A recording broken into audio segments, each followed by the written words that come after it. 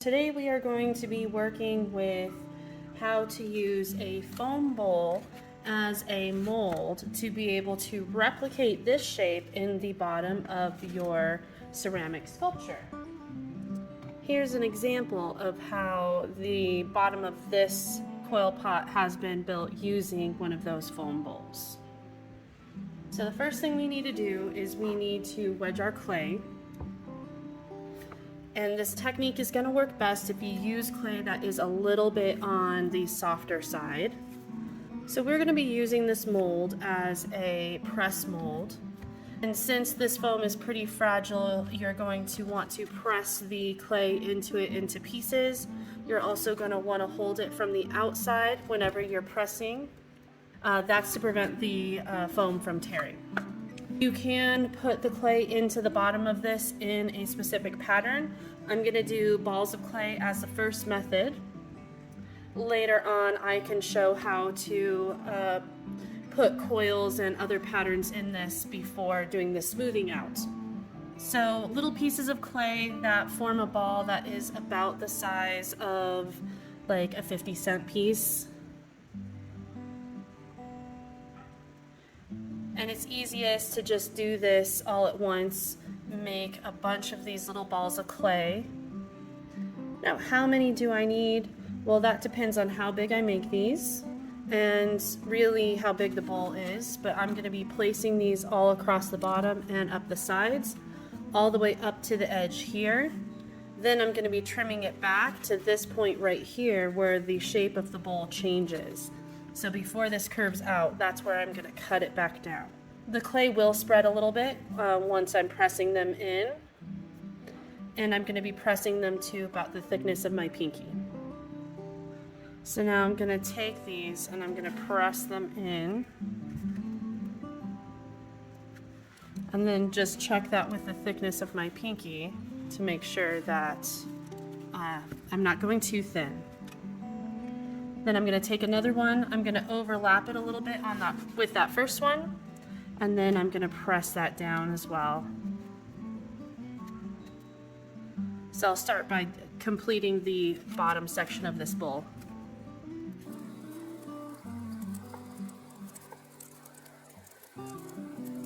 As it goes up the side, I need to brace it with my hand so that way the pressure does not break the bowl.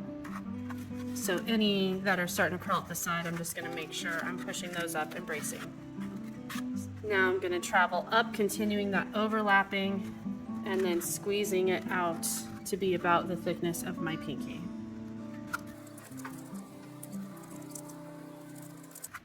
And it's okay for it to come up past. I want to make sure everywhere it's gone at least past where the texture of this bowl is, because that's where the shape changes. So I'm going to need a few more balls of clay. I've run out.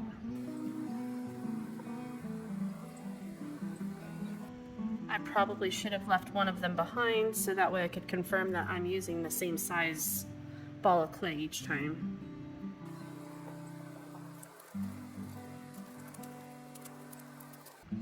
Now I just need some small ones actually for these. I don't need a full piece of clay. Okay, and then just confirm that these are high enough all around. If any of them are not high enough, then I just patch in with a little bit of clay. Now I need to trim that top part level. So I'm going to use my needle tool and try and be as parallel to the bowl as possible, as much as will fit inside of this. So I'm going to poke in, and then I'm going to rotate around and cut this top part off. I have to be careful not to dig down a lot deeper. I want to stay as high as I can. That's one full circle. Now I can peel back the top edge. This part is a little higher than the rest, so I'll trim just a little further.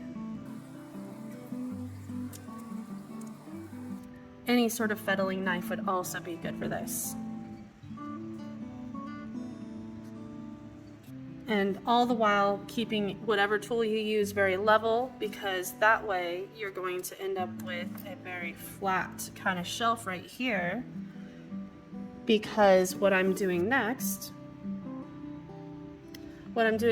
is I'm adding coils to fit the rest of it, the design. And this top of the bowl gives a nice level spot to start building my coils up on top of. The next step is to actually start smoothing the inside. And I could have actually done this before I trimmed. So I want to pretty aggressively smooth the clay around. And this is one of the reasons why I don't need to score and slip when using these balls of clay. Because the clay is smearing around so much, it is basically becoming one solid piece of clay. With the exception of that outside edge, which is going to keep that pattern until I decide to smooth it out. Once everything is all swirled together, then just go ahead and use your finger or a sponge and then just smooth and level everything out. It doesn't need to be perfect. You're often adding more clay into these, and if that's the case, you will be adding more clay, moving it around, so it's okay if you're going to be doing additional smoothing later. At this point, if I am only going to have this as a little clay bowl, I would let this dry, and as it dries, it would shrink and I would be able to remove it. But if I'm going to be building on top of it, like I'm intending to do, I'm going to basically start building right on top of this. As this gets to be leather hard, I can decide if I want to remove this bowl or not. But this will actually be a nice surface for me to be able to turn the project without actually getting my hands on the clay where I could accidentally dent the clay. I want to demonstrate how you can use coils within your press mold to create some nice patterns. Probably be easier to do this on the table. Let's see, I think this one has my prettiest end. So all you want to do is start with a tiny little push so it's against itself, and then just keep winding it on itself. Once it's close, then you can set it in the bottom.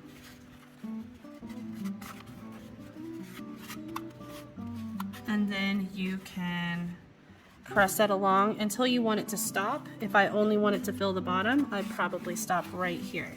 So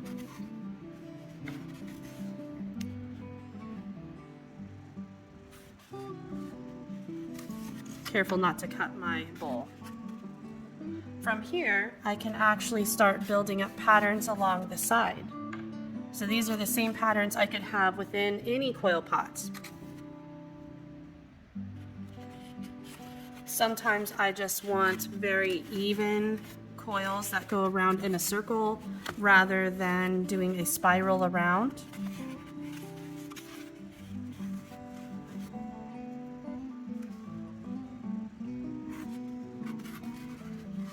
So I cut those by overlapping, and that means they should match up perfectly. If I just chop this up into the same size piece, they tend to look like little squares, especially if I just flatten them out a little bit. Or I could take them and I could round them in my hand, and then that's something I could place right inside.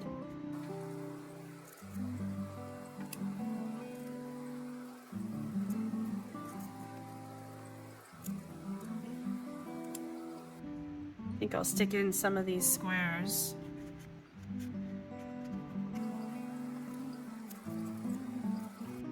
I have to be careful about things that are vertical, because as this part is wider than this part, there can be some gaps that show through.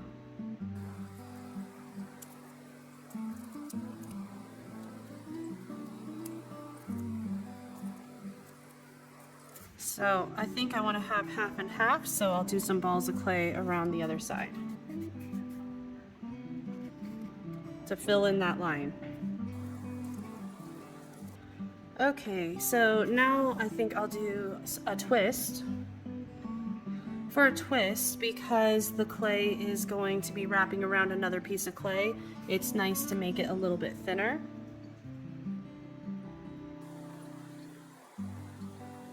Okay, that one's good. I'll do my other one, using some of the short pieces left over from a couple of my coils. So now if I just pinch one in together, I can wrap them around themselves. I can also decide how tight I want that to be.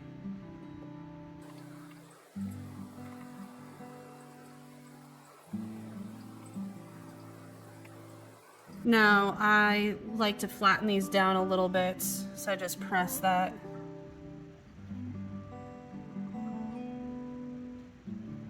Makes it a little easier to put it on the other layers. Now I can take this and tilt it up and set it on top.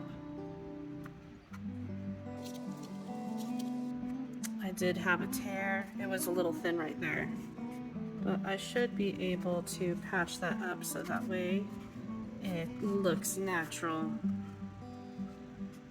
And then I can kind of do the same thing over here on the ends. I have the inside pretty well filled, and just like using the ball of clay method, now I'm going to smear the entire inside together. I could add more to the edges if I wanted, but I think this will be a nice spot to start out. You will know you're done when you have smoothed away all of the lines on the inside.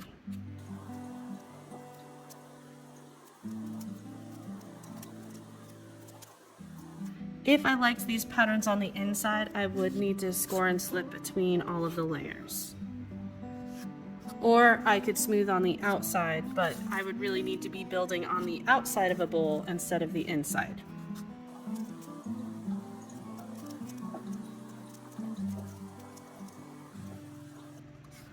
I'm just pushing down on this top part just to make sure I have a nice level spot to continue building on, since that would be my intention.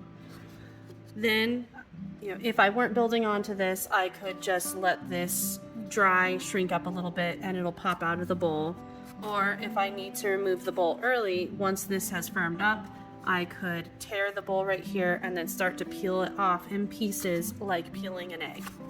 On the outside of my bowl, once I take this out, I would be able to smooth over the sides. So I would still use a modeling tool and just scrape over the clay, just like I had to clean up the inside here. This one is ready to remove. It sat out and dried overnight, but I can see some space in between the edges, so I know that it's shrinking. So if I turn it over and just a little bit of pushing, and now you can see here is my pattern on the outside versus the smooth inside where it's all connected. This one was a little thicker and a little wetter. I'm starting to see some gaps, but they definitely don't go all the way around. Although with a little bit of flexing, it does feel like it's releasing. So this one isn't quite pulling out. So what I can do is the eggshell method. So if I just take it and crack, I can start to peel this back all the way around.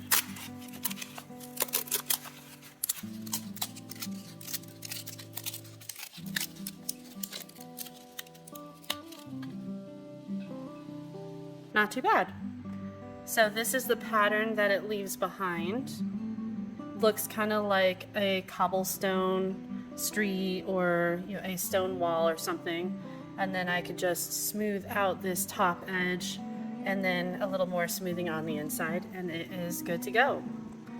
If, however, I wanted to keep building and just have that bowl as kind of a reinforcement for the bottom, use my other untorn one. I could just set that back in and then I could keep building.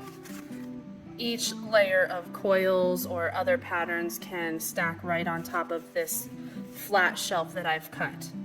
Just layer it up and build towards the outside edge anytime I want it to flare out. Build on the inside edge anytime I want it to curve in.